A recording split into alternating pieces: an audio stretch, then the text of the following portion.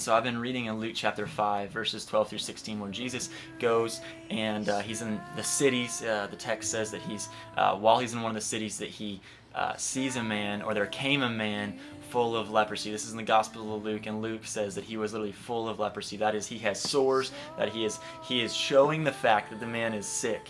And I was reading in the Mishnah about this, which is an old Jewish document where rabbis would comment on Scripture.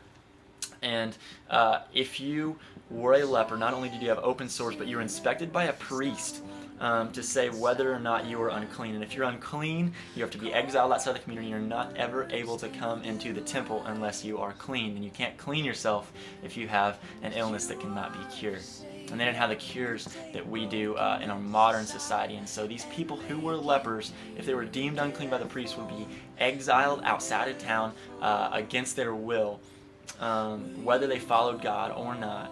And so if you were a leper and you had just gotten married, if you were a leper and you had kids, if you were a leper and you were young and had a bunch of friends, you are now told to go outside of the community, never able to see them again.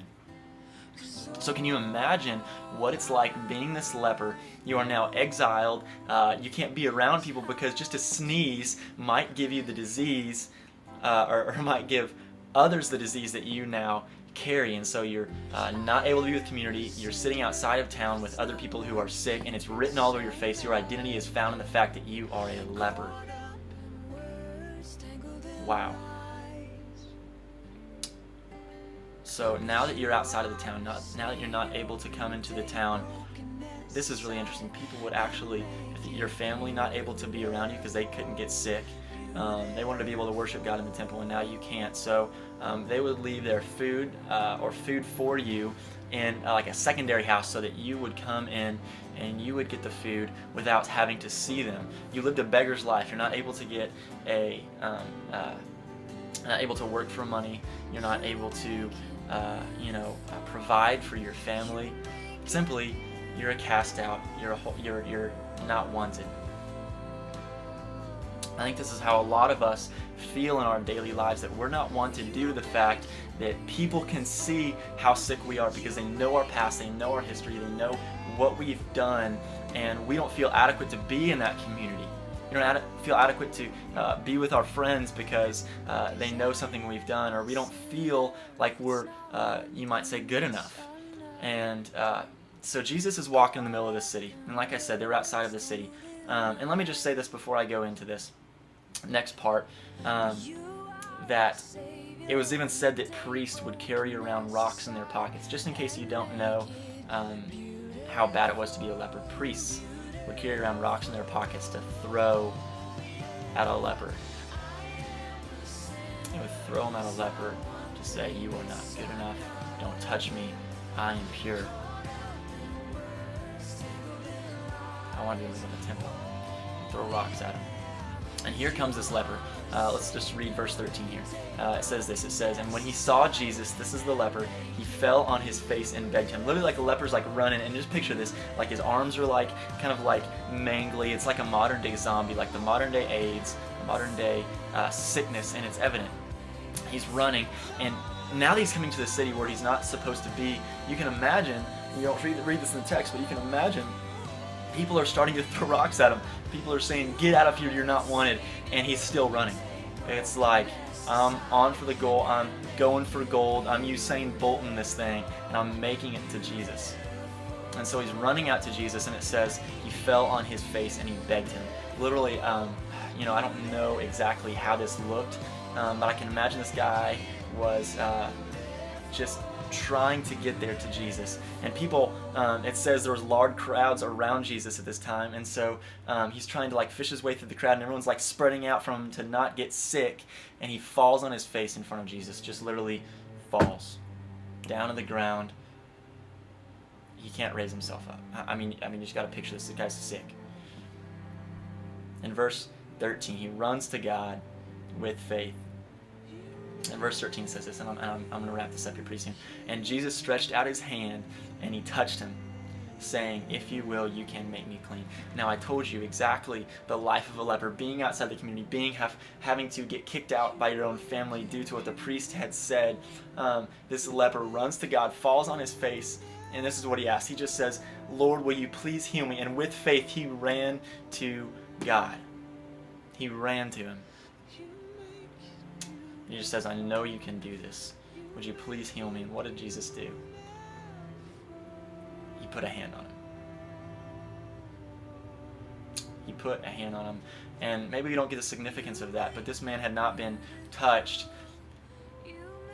by anyone, much less the Son of God, for years and years. And however long he had carried this disease, he had not been touched.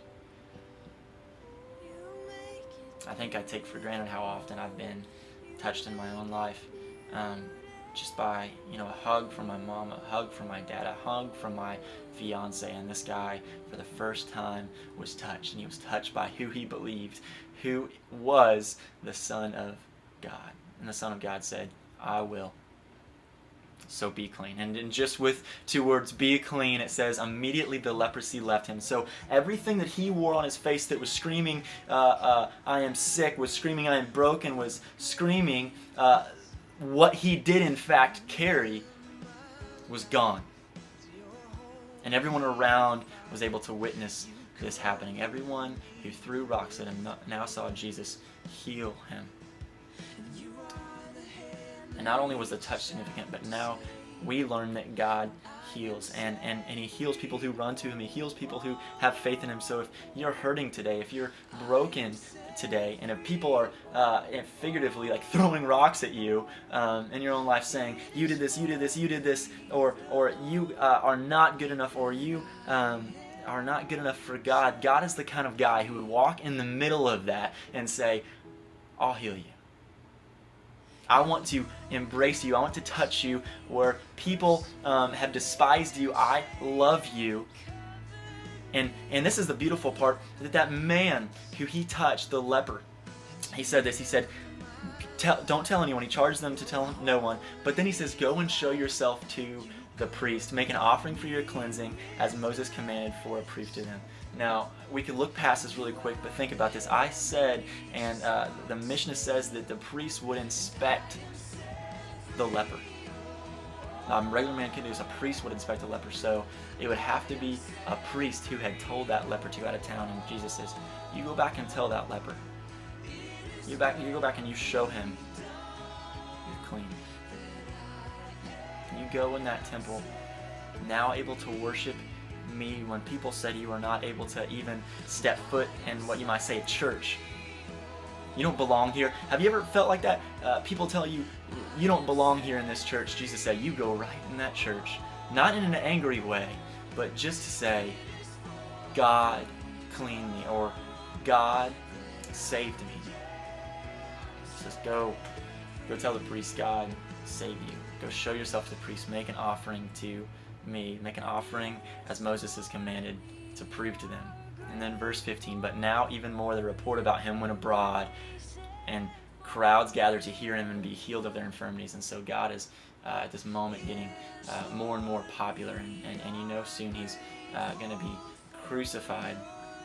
But the significance of this story, and I just want to say this, that now this man who was sick, who was broken, who needed someone to heal him, he said this. Jesus looks at the man and he says, be healed. And I don't know if we get the gravity of that, because literally this man's job was to shout out, I'm a leper, I'm a leper, I'm a leper, to anyone who walked by. And that was his identity. He was found in the fact that he was messed up, not able to hang around the cool crowd, not able to be around church crowd, not able to go into the church. He was kicked out because his identity was found in his sickness and his brokenness. And then Jesus heals him. And so instead of running around and being identified with the warning of the word leper, he was now able to go out with the testimony of the word saved. Saved. And so if you are broken, if you are running, if you feel like you can't go into a church, if you feel like you're not able to pray to God, just get this, you are able. And God is the type of God who wants to go in the midst of your distress and say, I'll touch you. Jefferson Bethke says this. He says, a God who will go in your mess and make it his message. Jesus came for the sick and for the broken, not for the ones who didn't need help.